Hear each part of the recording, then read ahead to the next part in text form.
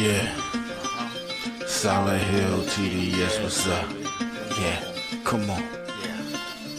I.O.W. Sports Network, late night edition. Let's go. Come on. We about to raise the bar. Wild card mar. Everybody grab a seat, cause you know we about to spark. Late night sports talk. Modelo Le Cigar. Man, you don't wanna start. Wild card mar. We about to raise the bar. Wild card mar. Everybody grab a seat, cause you know we about to spark. Late night sports talk. Modelo Le Cigar. Man, you don't wanna start. Wild card mar. Hey. L Boogie with the hot flame, ashtray full of top names, little tree for your membrane. This the 9-hour time frame. I just snatched up a 6-pack, got my hands on a lid pack, whipping up a little batch of snacks. Yeah, man, I think I'm all set. Late night, can't sleep, go ahead and just tap in. Better grab you a cold one, and we about to get some laps in. Wild card on the microphone, he'll hit you with a couple flurries. Y'all need to just strap in for some entertainment sports commentary. About to raise the bar. Wild card bar. Everybody grab a seat, cause you know we about to spark. Late night sports talk. Modelo Le Cigar. Man, you don't wanna start. Wild card bar. We about to raise the bar. Wild card bar. Yeah. Gotcha, bitch. Yeah, we got you tuned in. So here we are. Hey, Wild Card Martin in the building. Hey, this is the episode that for sports fans like myself who have been so entrenched into high school, college, NFL football, and as all those sports leagues have all since concluded their season, and NFL concludes this Sunday. I had to bring in my man, Melvin Wall, Man Down Sports. Hey, what's good, man? Hey, how you doing? Man, what's good, man? Can't call it. Can't call it. I had to bring you in because I need some help, man. Because there's some things like off screen. I told you, like I've been kind of paying attention to basketball, but I really ain't been paying attention to basketball. And I am a sports fan, but I've just been so entrenched with football that I just kind of put basketball to the waist. I don't even know how you do that, Mo. Like, look, I don't get it. Like, you know what I mean? It's like for me, I guess basketball is so, second nature to me. I can't imagine it just going on and me not even turning it, flipping it on and seeing what's popping with it. Man, that's your oxygen. You know what I'm saying? That's your oxygen. Like I love sports so much, and I might love some sports more than others, that I'm kind of like, kind of spread out a little bit. So that's why I haven't been hyper focused on the basketball tip. But I will say this, and no disrespect to the NBA, and you can knock me for this or not, man. But the content I have been seeing of the NBA, it's been hard for me to kind of digest a little bit because I'm like, damn, if I want a 3-point contest, man, I go put on the 2K, man. We can set up a little all-star 3-point. Fair enough. Okay, so I don't know, man. It's you missing some stuff. You'll figure it out in the next couple of weeks. You'll be like, oh, okay, this was going on. This was going on, especially with college. And I'm like what you just described. I'm like that with college basketball. I used to be one. That used to be my oxygen as well. And I got out of college basketball in the last 5 years, maybe. You know what I mean? And I wasn't locked in. Ever since I've been podcasting, I kind of been out of college because I just, I was trying to watch so much NBA so I can stay abreast. I just didn't have time to do college too. So I got you. Yeah, but it's good. It's good right now because it's like 6 freshmen. I was about to say who's the Thundercats that's going to be vying for that #1 overall pick. Kansas got a dog named Peterson. Yeah. Oh, trust me. I'm in Casey, so he's about 45 minutes down the road. Man, he can go, dog. Hey, I've been looking at his stat line. His minutes have been down because his appearances and his minutes have been down. But his impact has been so heavy with what he's been doing with it. Yeah, and that's the only concern with him because I think early on he got injured. He missed about 10 games. He came back, but every time he came back, it phenomenal basketball games he played. Yeah, but now he's dealing with cramping, and like he played the first half against BYU, who has the number 2 prospect in I.O.W, and he lit him up for 18 in the first half and played about 2 minutes in the second half and sat down for cramping and sat out the whole game. They won because they had a sizable lead, but everybody's like, why he keep getting pulled out of these games for cramps? yeah. And I guess that might be concerning for some GMs, but he's so good and he's so much more polished than all the other freshmen. Now, there's a lot of freshmen that's really good as well. Yeah. But for somehow his game is polished, like he might be 2 years older than them or something like that. Like I'm like, man, how if they're the same age, they're all freshmen, how his game gets so polished? You know what I mean? So but I think the reason why is because he's a real legit guard at like 6'4", 6'5". And all these other guys are like A.J. is like 6'9", Carlos Boozer's son is like 6'9". Caleb Wilson in North Carolina is like 6'9". Like they're all long forwards. I was about to say the forward sizes. Yeah, they're forwards that play on the perimeter, and they're trying to hone in their guard skills, and they're not as polished yet. I hear that. I hear that. I as no disrespect to the. It might be the game of the whole basketball game, and no disrespect, but I think that's probably kind of something that's been kind of killing me too. Is like, and as phenomenal as watching Wemby play, I'm still trying to get used to 7'4", 7'3" guys on the outside, bro. I'm still trying to adjust to it. I call me old school, call me old head. You won't. Those watching and listening, it's cool. I take it. I got tough skin. Is that something that we should just get comfortable with, Mel? That we got the big dudes living on the outside now. Is it that? No,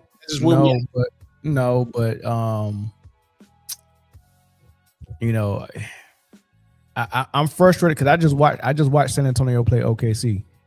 OKC sat their entire starting lineup, due to injury. I mean, they all listed with injuries, but some of it is rest. Yeah. And they barely beat them. Man, they had to pull away. I mean, the game was it within 4 points with like 2 minutes left. They had to pull away late. They ended up getting like maybe an 8-point win, maybe a 10-point win. But Wemby only had like 22 points. I'm like, dude, you're a mismatch every time you step on the floor.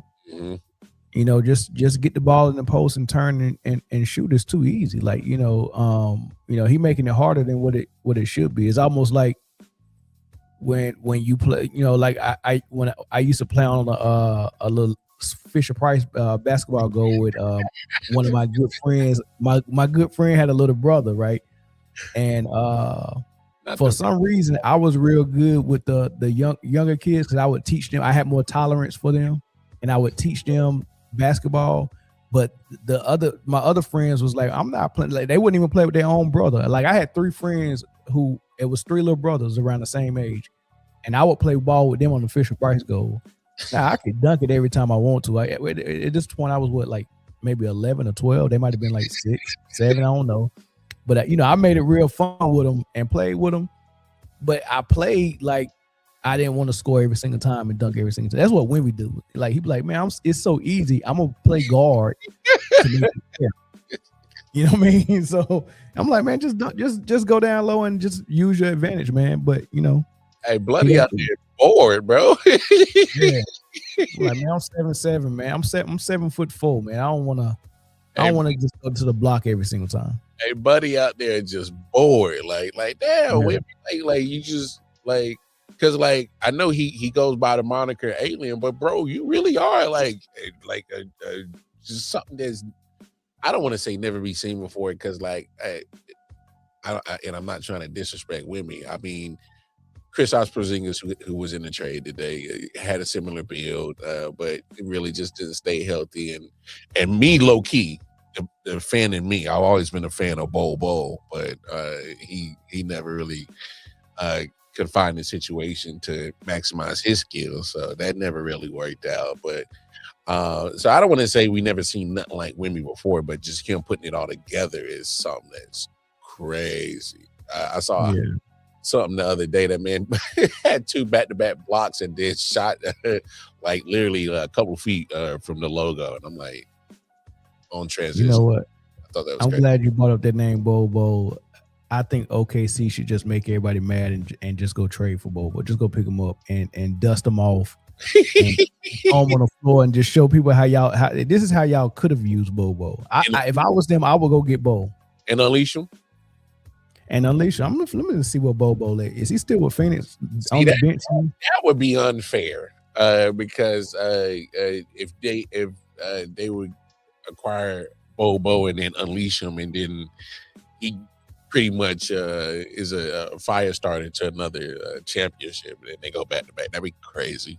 Man, yeah, I would definitely go get Bobo right now. They got this man listed as power forward, and he's 7'3", man. Come on, dog.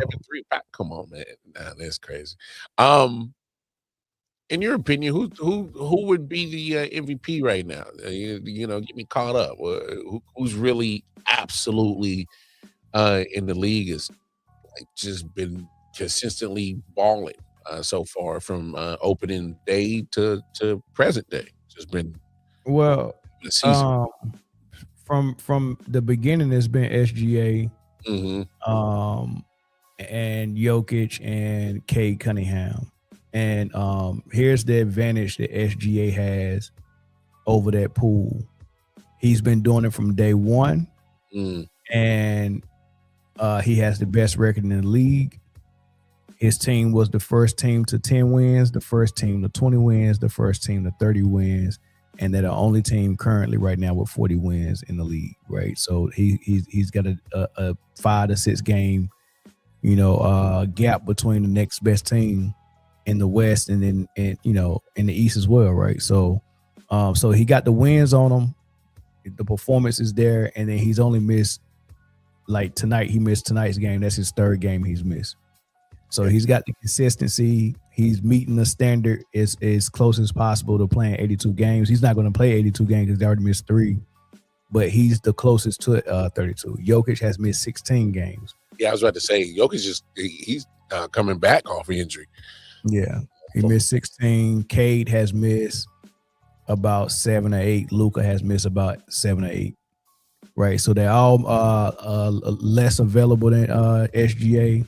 On top of SGA outperforming them as far as team success, and the dude has been so dominant. He sat out 17 fourth quarters so far this season. That's ridiculous. And he still and with him sitting out 17 fourth quarters, he's still the 2nd leading scorer in the league, behind Luka, who just shoots 15 threes a game. Like he just like Luka just always has the ball. Like it's like when you watch a Lakers game, if Luka's on the floor, there's a very good chance he has the ball in his hand. Like it literally is in his hand all the time. And he's just gonna be like, all right, I'm either gonna do this step back 3, or I'm gonna dribble it into a double come and I pass it to somebody for an assist.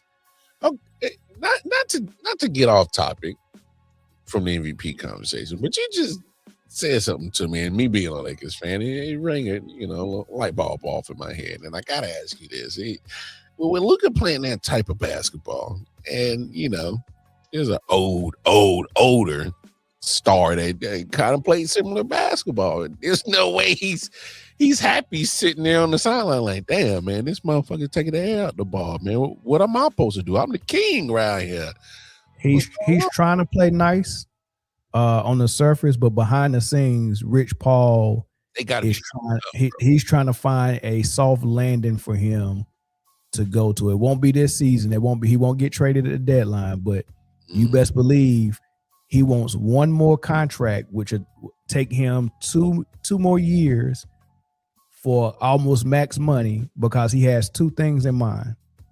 One, I think he wants to. Well, the Lakers have already gave him the boot and gave the keys to the city to Luka, so he already ruined his welcome in LA. So he's trying to find somewhere where he can go, and I think that place is going to be Cleveland. Really? And he's going to go to Cleveland. He's going to play with Bronny and Bryce. Bryce is probably going to be the first red shirt freshman to enter the draft and get drafted. And shut the fuck up, man. You gotta hey, you already know the headlines. They gonna kill LeBron. No, bro, tell him, man. He red shirt. Well, he played a game, but he was getting DNP, so he just went on the red shirted. But I'm like, dang, that's messing with the plan because I know they wanted to go pro, but they didn't stop them with Bronny because Bronny barely got in the game and only averaged 4 points when he did get in the game, and he still entered the draft. Yeah. I mean, I never thought it could get worse than a one and done freshman that averaged 4 points in the draft, but a red shirt freshman in the draft. Hey, if he go anywhere before the 55th, boy, hell is gonna break loose, bro. Bro, a red shirt freshman, and Cleveland is down for it, man. We want the storyline. Finish your career at home with your sons. If the Lakers don't want that storyline, we'll take it here in Cleveland, bring it on back, and then we still got a squad. You is no trade involved, so you can just walk over here and sign. And we got James Harden. We got two big centers for you, Jared Allen and Mobley, and we got Donovan Mitchell. All you got to do is just show up with your two sons. We go play some meaningful basketball. The whole squad. You get to retire at home, and you can get one more. Well, they won't get another one. They don't stand a chance. No. I'm just saying. That's how you sell it.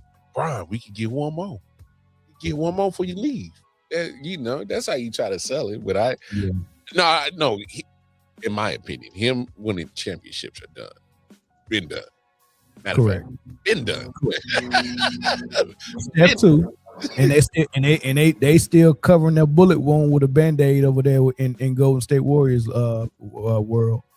And I'm like, man, give up, man. The dude is 37. This make the third year in a row he got hurt significantly. And then his co-star, who is Butler, who's just as old as he is, another significant injury. Like, you keep trying to rebuild this dynasty around Steph, and it's dead. Yeah. Like, I never seen someone try to reheat pizza this many times, dog. That's crazy. Reheat pizza. Hey. Like, how many? I heard of refried bings, but how many times you go fry them joints? Hey, dog. Hey, you know what it remind me of when you be watching them medical shows, and they got the paddles and they keep shocking it, and they be like, hey, you gotta let it go. He's dead, bro. Like, call it, bro. Yeah. You seen Frankenstein, right? You seen Frankenstein? He's alive. No, he's not, dude. The Golden State Warriors is Bernie from Weekend at Bernie's, and Steve Kerr and Adam Silver is the two friends holding Bernie up and trying to trick everybody to thinking this dynasty is still alive, but Bernie gone. The Weekend at Bernie's is crazy, bro. That's what it is, dog. That's what it is. Somebody trying to get your attention in the comment section, dog. I know they trying to, they want to troll. All right, I hear y'all. Y'all don't like the Chiefs. It's cool. It's cool. And y'all know your alphabets. I'm proud of y'all, man. Get to the L. All right. I appreciate it. But no, I just always thought that with the Warriors, and I kind of saw the rumors that they were trying to sneak in and get Giannis. What do you think about this? The Giannis kind of noise that's been going on, because I kind of felt like they done everything they can for him, and he's, let's be honest, he's already overachieved for them for that small market. He's gave him a championship. He's kept them competitive. Like, at some point, you either continue to cave in and give him whatever he wants, because they're already wasting 2 spots for his brothers because he wanted them. and it's kind of like we either keep building this or we'll just because they're going to get a crazy haul back, but I don't think it's not going to happen at this trade deadline. But I don't think it happens. Probably not to the off season because you got to come up with a crazy package to get Giannis. It's gonna be you do, and any team that's a smart team, they got a smart front office and a smart head coach. They don't want to gut their entire roster and their entire future as far as draft assets. Yeah. To land a player like Giannis, right? They don't want to do that. So the Miami Heats and with Pat Riley and Spoelstra there, they probably won't do nothing dumb to land Jokic, right? So the teams that are dumb enough to do it and gut their whole squad are teams that he don't want to go to anyway. Yeah, because they're not competitive. or they're gonna be making they're desperate. They're too desperate, and it's just not gonna work. They're trying to swing for home runs and swing for the fence, and it's not gonna work. And that's Golden State. That's what Golden State is. That's what they did with Butler last year. They tried to get KD. KD said, "Hell no, not come to save y'all. Y'all didn't give me credit for it the first time I did it. Why would I do it again? Yeah, why would I do round two? Like, you know what I mean? Why would I come back for round two? You know what I mean? So it's like going back to an abusive relationship, bro. Yeah. But last time we done something, you gave me chlamydia. Hey, yo. But it's 2 years later, man. I think you might, you know what I mean? You might be making more smart decisions now. I'm gonna come back for a second go round. No bueno. All I'm saying is my pops always told me, son, if you ever get burnt, you never go back to the scene of the fire. Never. Reflash watch. No. Reflash watch set and no, heck no. No thank you. Nah, right? he never go back. KD definitely got burnt. So smart man. Smart man. So but the Giannis thing. Yeah. I actually think I thought something different until you said it might not happen to the off season. Now I'm thinking that that's more of a probability to happen. They might not be able to get a deal done. He finishes with them and they get something done in the off season. And I hope that's what happened too. So you got to work out a lot of stuff for this one. Yeah. Financial compensation, a lot, because Giannis ain't cheap. What's the chances it turned into one of those Garnett to the Celtics, and the GM that sent Garnett to the Celtics is a Celtics legend, Kevin McHale, and they sent him there for a couple of draft picks and Al Jefferson, and then the same year, Lakers legend that was running the Memphis Grizzlies and Jerry West sent Pau Gasol to the Lakers to save Kobe, and for his brother who never played an NBA game, Marc Gasol. And Marc Gasol turned out to be solid, but yeah, he did. Nobody seen him play though. Yeah, but you had no idea. No idea. Yeah. I wondered did Kobe know. I know because he wasn't even over here yet. And I was 2009, 2010? Yeah, like 2008, 2007 maybe. Yeah. 7 or 8, yeah. Boy, that was a time to be alive. Though. I missed them times right there, boy. Hey man, they was playing some basketball back in the day. Yeah, I missed them times right there. They were playing some basketball. Yeah, but you're right. It might not happen to the off season, but don't put it past the NBA for them to do what they did with Luka and be like, wait, y'all traded Luka for that. It might be one of those things for Giannis because the NBA might want him somewhere. You get what I'm saying? Man, speaking of, okay, so help me out, man. I've always heard that saying that great players don't get traded. We just saw AD get traded again. We just saw James Harden get traded again. What's good in your opinion? What would, when they hang up the shoes, what would be the legacy of AD and James Harden when it's all said and done? Well, I mean, the scribes we got today, which is the mainstream media, they writing That's what I'm asking you. I ain't asking them bozos because I don't trust them. That's well, what I'm telling you what they're writing is they forgetting that they doing it a totally different way than the standard that was set of Bird, Magic, Michael. The way they did it, that's the standard. That's what Kobe tried to follow. Right? He tried to follow that standard, but LeBron James set a new standard, and under that standard, it's okay to team hop and request trades and jump from team to team and do all that stuff, and it's not going to affect your legacy. So it's two different standards. And I honestly think that whenever you team hop and you jump from team to team, I think you need to come out publicly and say, I counsel my y'all don't have to look at me in the lens of Michael Jordan and Bird and Magic and Kobe. I'm not following that standard. I'm following this new standard where this is okay. Like I think you should tell your fans, don't compare me to MJ. I can't do it the way he did it. I'm doing it this different. I'm doing it the LeBron James way. And then we'll be like, okay, yeah, go ahead and do your thing. So we'll never compare you to those guys. Got you. So put you in a whole different judging category, bro. Right. The LeBron James standard. Yeah. The MJ and the old standard, the MJ standard. I got you. Yeah.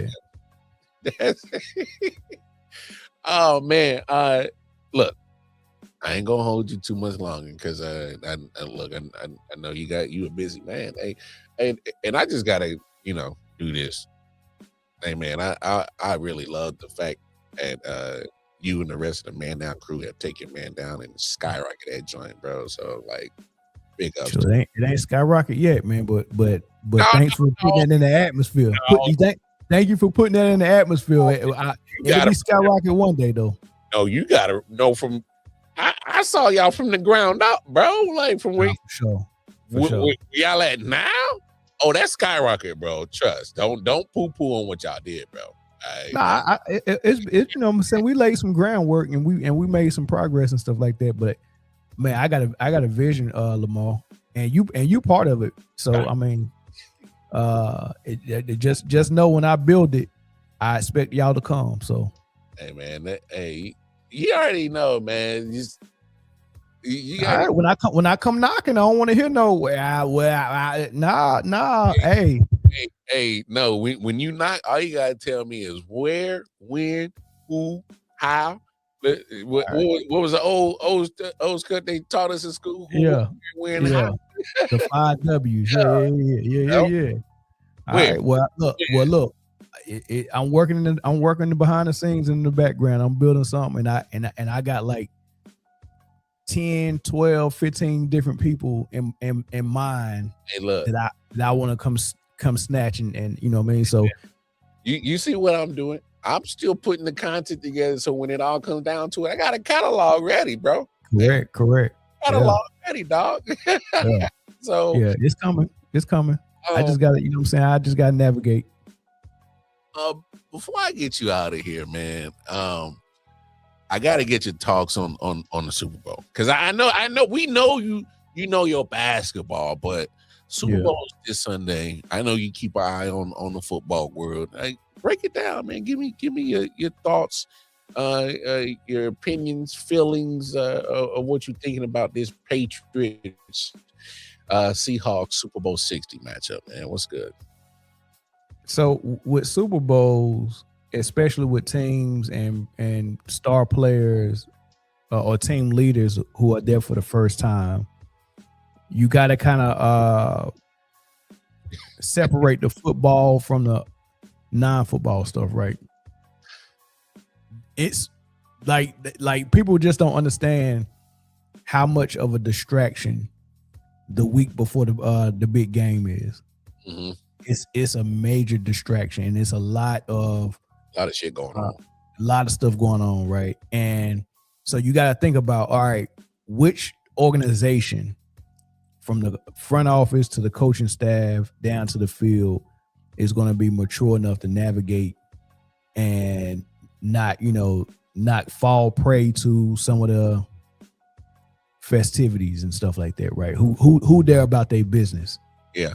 Right. Who getting sleep, who not getting drunk, who not partaking in the punani, who's not doing all of that stuff, right? Who's there about their business, and then who's gonna be shine or you know when the big stage and when they're on the big stage, who go shy away from it? And I look at Sam Darnold and the Seahawks, and I look at Drake May and Vrabel and the Kraft organization that New England is, right? And I look at that, they've been there so many times. I look at that and I'm like, okay, I expect New England to be a little bit more prepared, a little bit more ready, and a little bit more professional about it. Now, whether that's going to go a long way as far as what happened on the field, I don't know. True. But I think it gives you a little bit of an advantage. I said the same thing last night. Now, you know, I made my picks yesterday. I went Seahawks 20-17 was my final score. But I did say at some point, I do think that New England keeps it close for that factor that you just mentioned, because I know it's been a minute since Mike Vrabel was in the Super Bowl, but he can give you a firsthand account of how to deal with, because like you said, it's leading up to the game. So you try to, obviously these guys want to get to their normal routine regimen that they normally do throughout the season. But in this case, I think it's impossible because it's pretty much just a 2-week thing. So you got to come up with almost a 2-week regimen and come up with it quick and try to get in the flow of that and get used to that as quick as you can. And, you know, with Vrabel being there so many times, I think he gives the Patriots at least that advantage. Now, I get it. It's not a huge advantage because them jokers still got to get on the field and actually play football. Correct.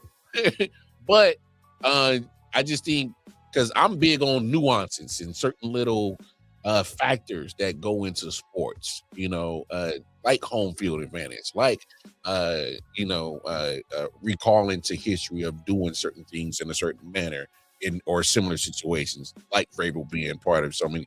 So I thought that was big too. But yeah, man, I go ahead and continue, because I thought that was fascinating as well, because I'm like, that shouldn't matter, because I'm looking at the Seahawks roster and I'm like, I don't see too much Super Bowl, you know, history on this staff roster, you know.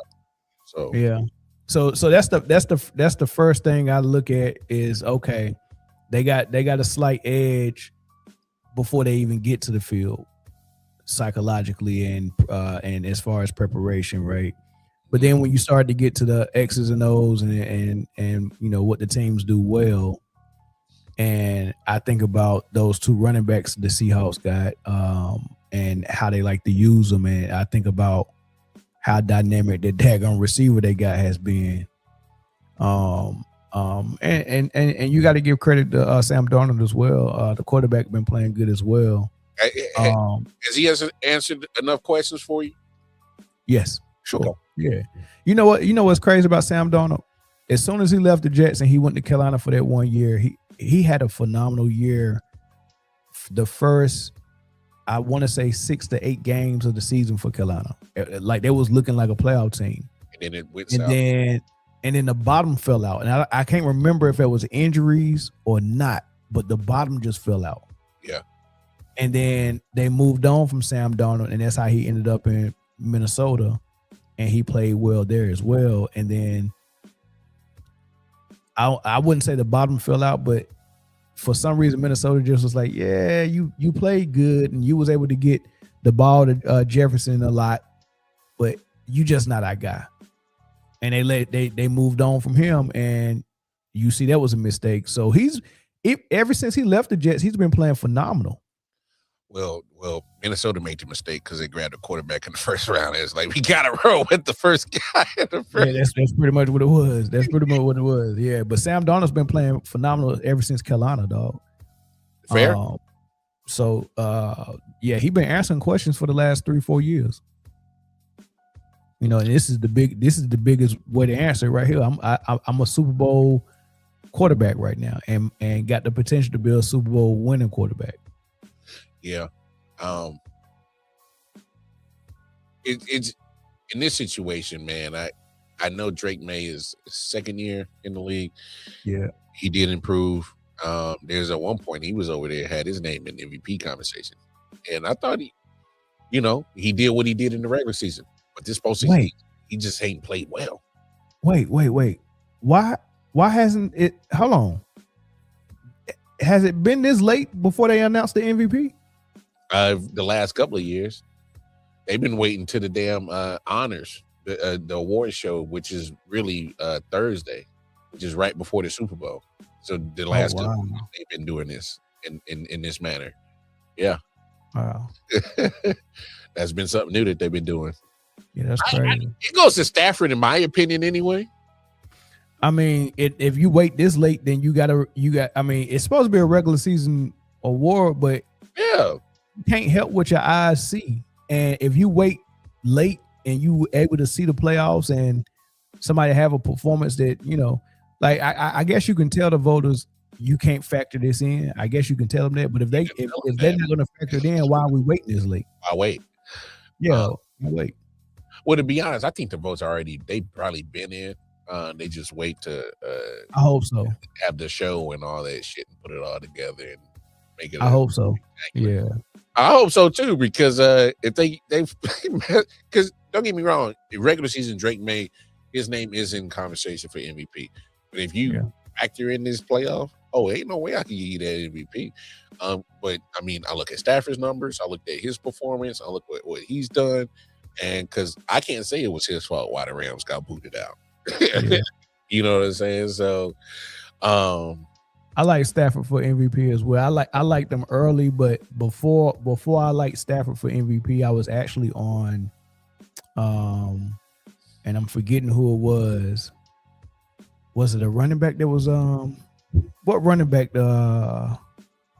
What are you talking about, CMC? No, hell no, not CMC. No, maybe it was a receiver.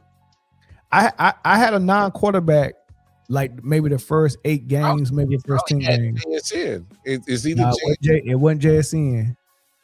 I had a non-quarterback.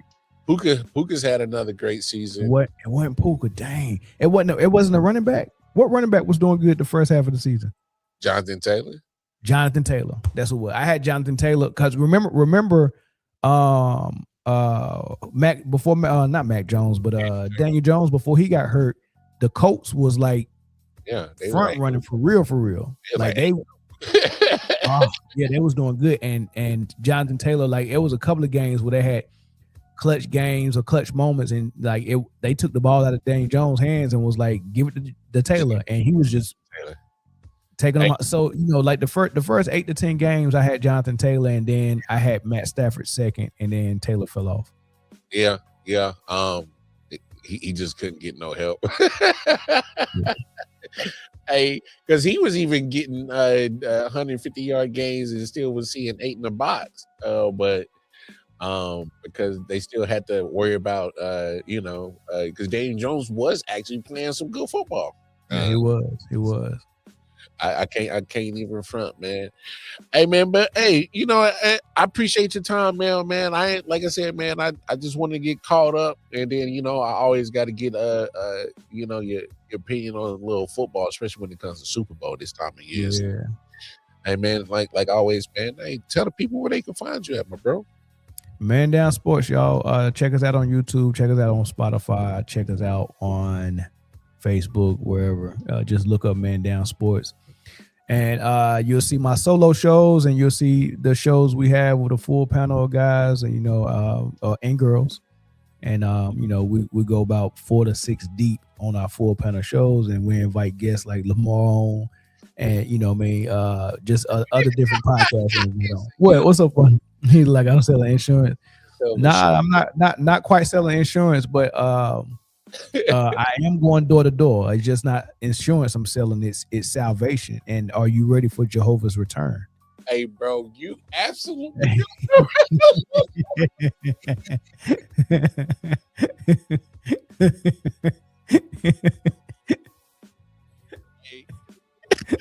Hey, bro. Hey, you should have seen all the creative ways my dad would do to try to make sure that he would never answer the door when he saw the Jehovah's Witness going through the neighborhood.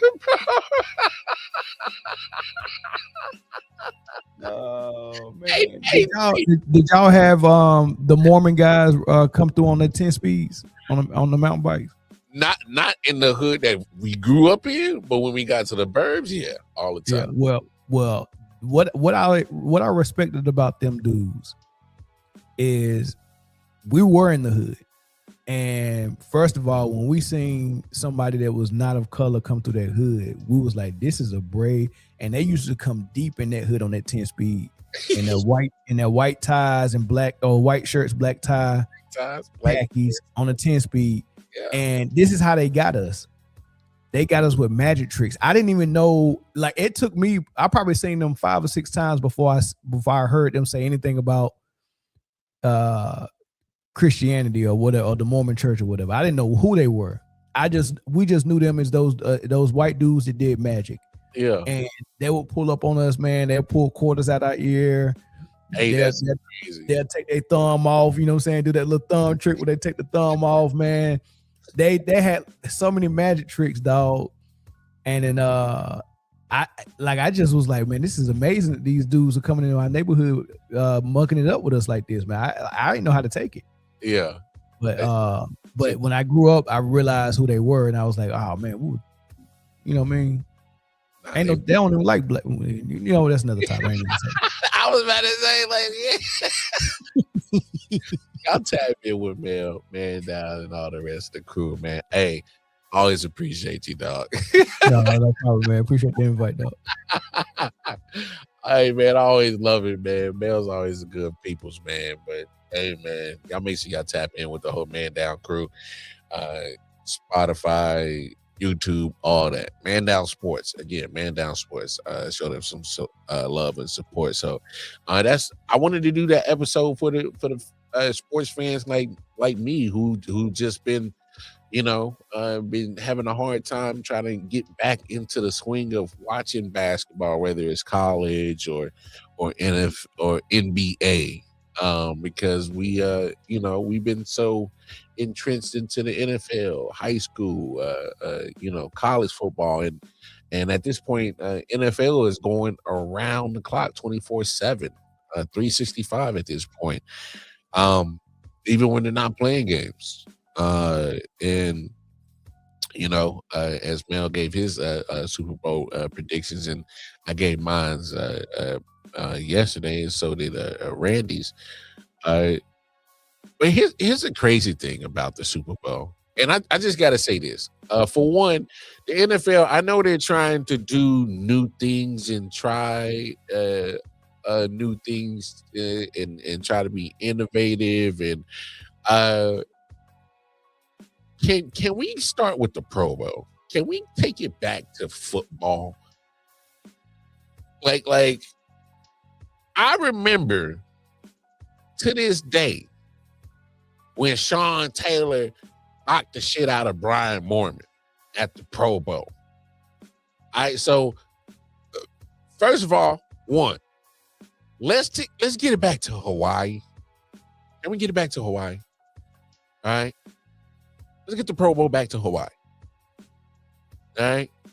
So I remember back in the days, they used to show all the NFL films and the documentaries when the players, we were like, yeah, man, we out in Hawaii, sunshine, boo. We got the legs, we got the, the linen shirts on, we at the beach. They bringing their fam. It was like a vacation, and yes, you got to pay for your people because the NFL pretty much paid for you. But if you wanted something else, you pay for your people. So yes, you had to pay for your people, but it was a vacation. All right, vacation time. And you bring the fam out. Obviously you chop it up with other players, and sometimes, behind the scenes, it was like a business move too.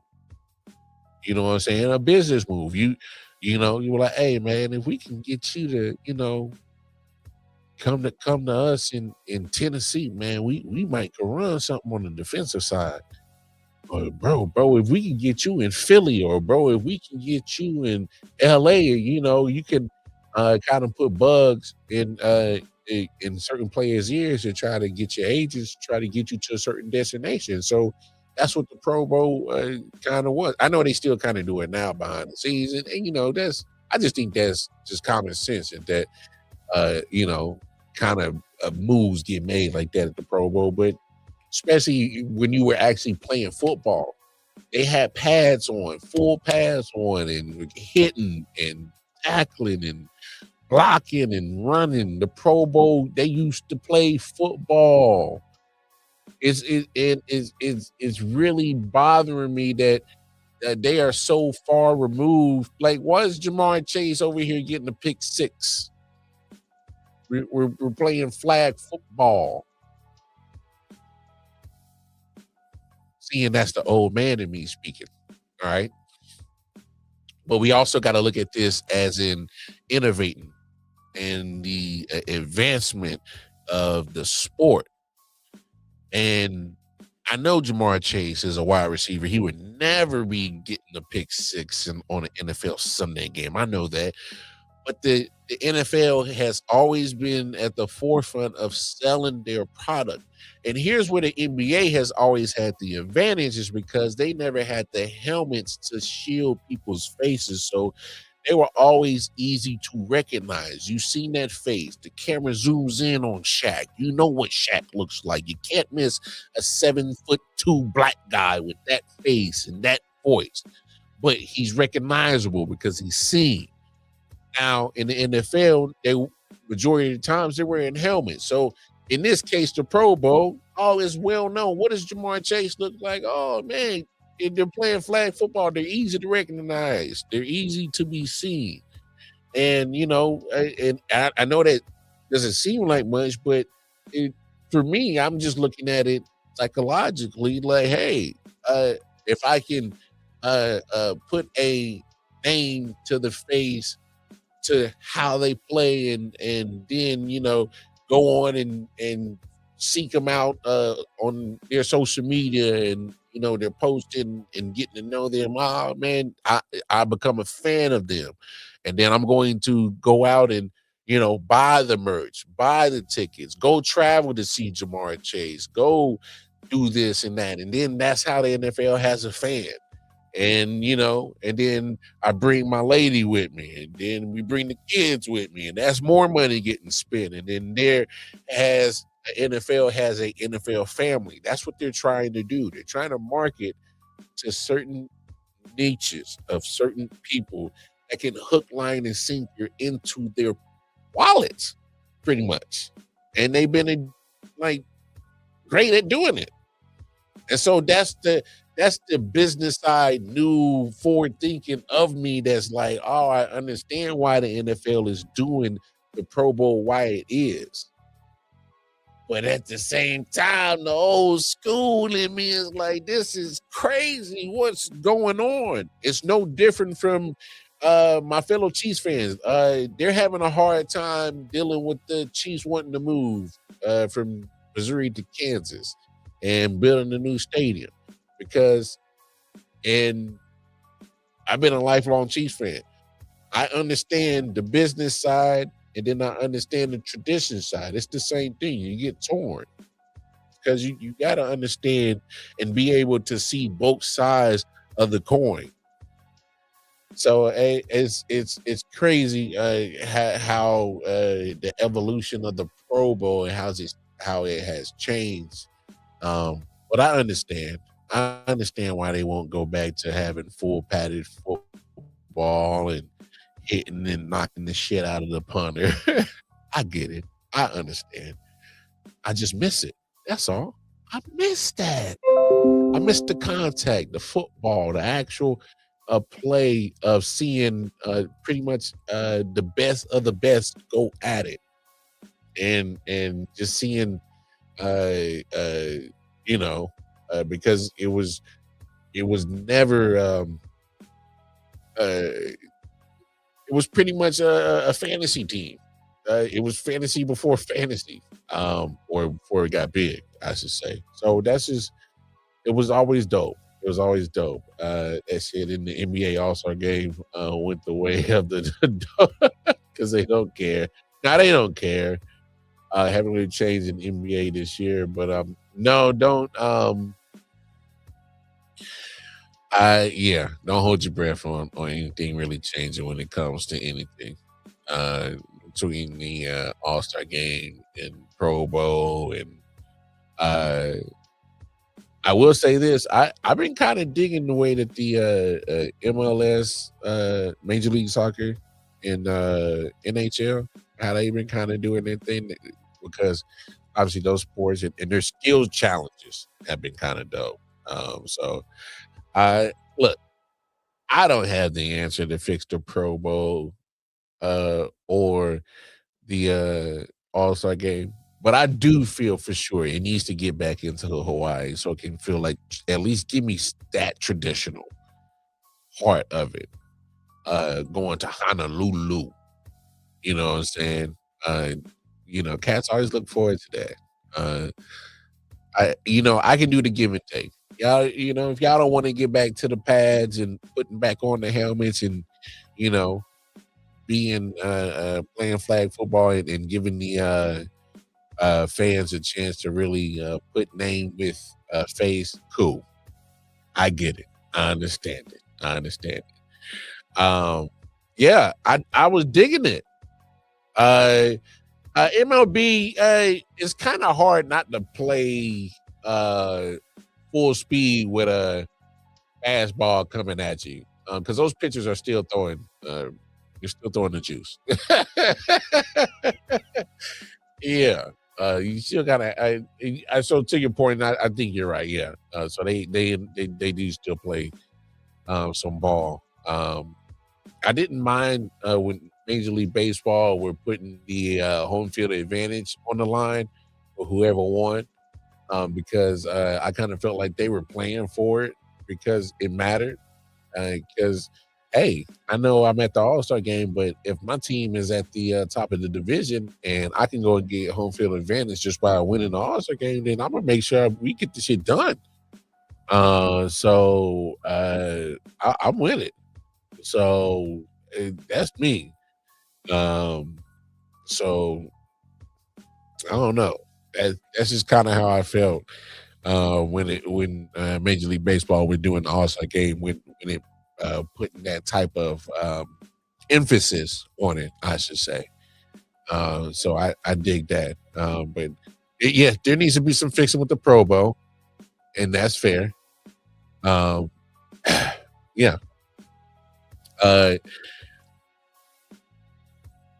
I believe all the coaching seats have been filled up, if I'm correct. Obviously, well, not the Raiders. Well, they're expected to sign Clint Kubiak, OC, the offensive coordinator for the Seattle Seahawks, who are in the Super Bowl. So obviously, that won't be announced until after. But I'm pretty sure it's for certain. So that leaves all the seats, the carousel field. I kind of talked about it last night, but there were 10 jobs that was up for hire, if I'm correct. Yeah, Raiders, Cardinals, because they just got their coach. Who else?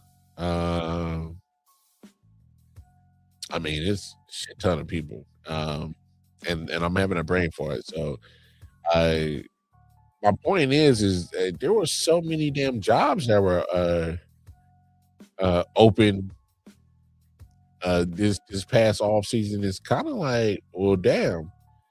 To me, it kind of tells you where the NFL is headed, as in they ain't waiting for you. They ain't waiting for you to 10 jobs.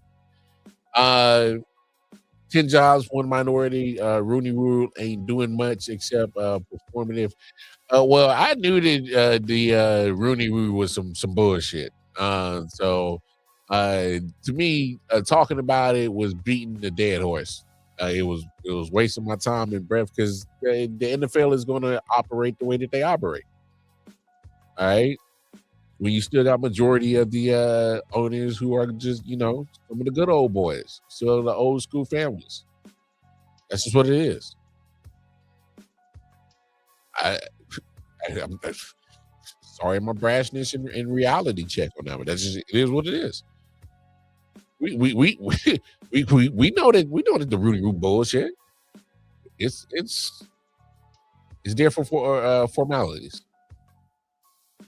It's no different from affirmative action. That's a different show. Yeah, good old boy network. We know what it is.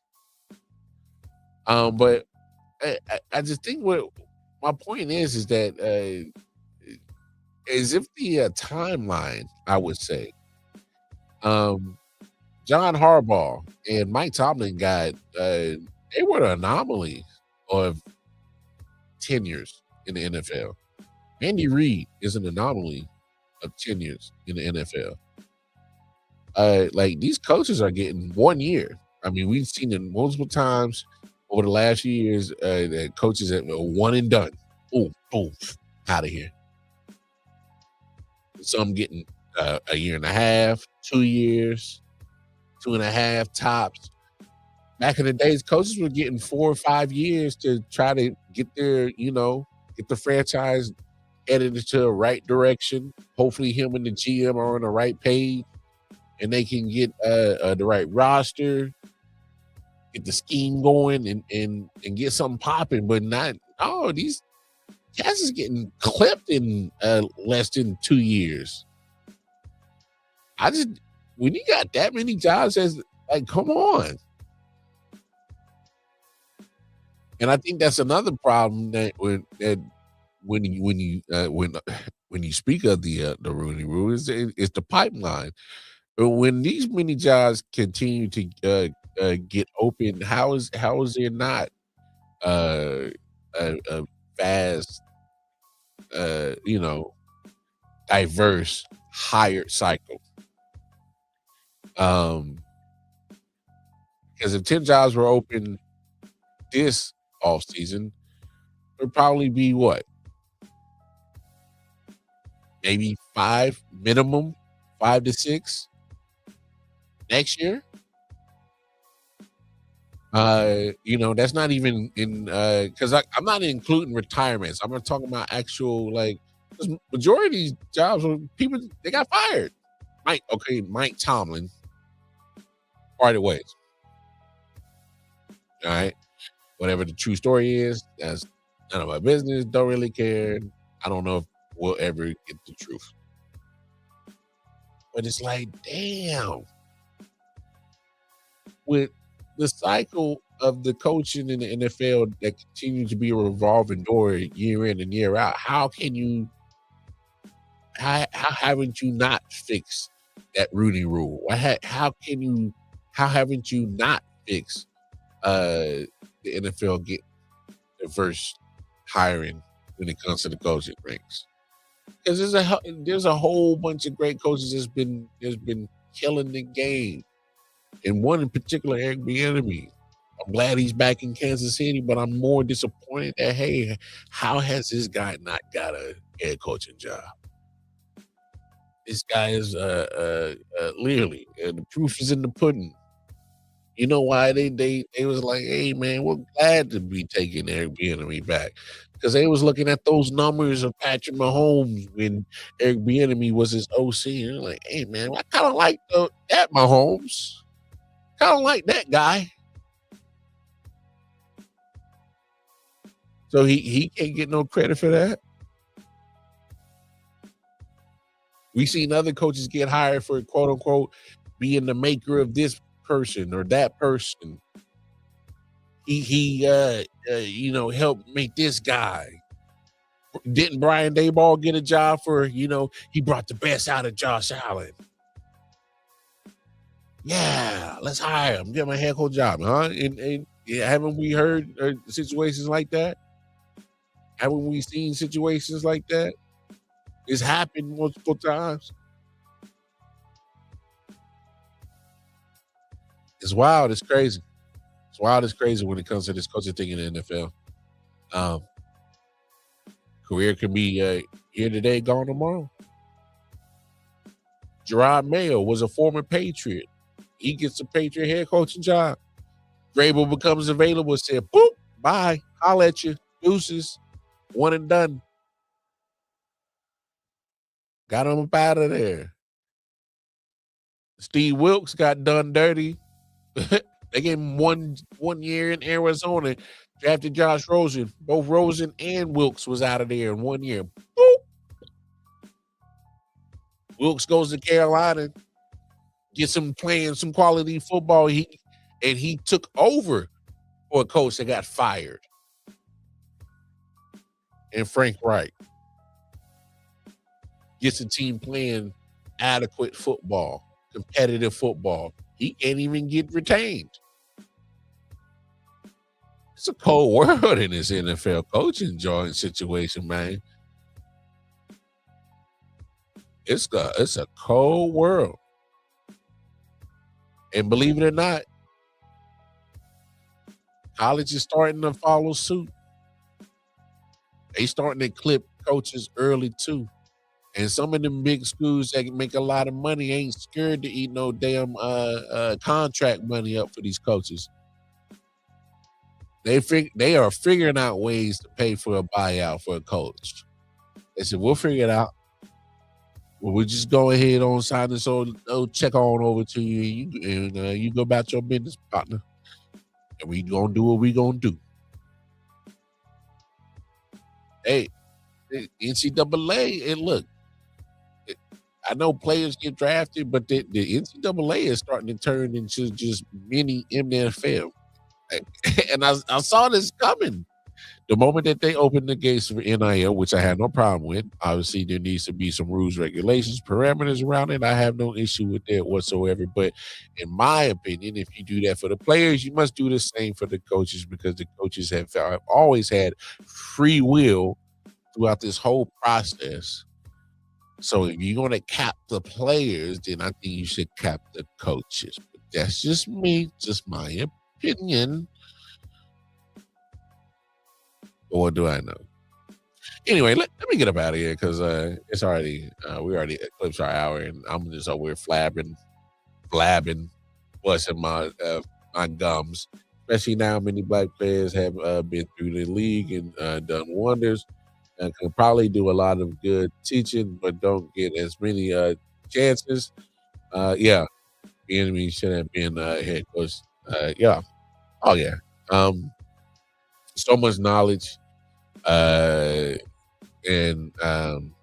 you know, especially with a lot of foreign players that played the game and go and join staffs and, you know, work their way up, you know, from being on the staff to DCs, OCs, and hopefully potentially head coaches. So, hey, I always appreciate that, my brother. Always appreciate that. Make sure, speaking of, y'all make sure y'all tap in with Ball and Buds, Sports and Entertainment. All right. Shout out to the homie O. Y'all make sure hit up his all his social media platforms and Ball and Buds. All right. You dig? So make sure y'all like, share, and subscribe to the homies YouTube channel as well. But I'm gonna get up out of here because yeah. I ain't even gonna lie with y'all. My munchies kicked in like a motherfucker. Hey, until the next time, man, y'all know what it is. Take care of yourselves. Take care of each other. We out of here. I'll let y'all. Peace. Yeah. Solid Hill TD, yes, what's up? Yeah, come on. I.O.W. Sports Network, late night edition. Let's go. Come on. We about to raise the bar. Wild card mar. Everybody grab a seat, cause you know we about to spark. Late night sports talk. Como Modelo, let's go. Man, you don't wanna start. Wild card mar.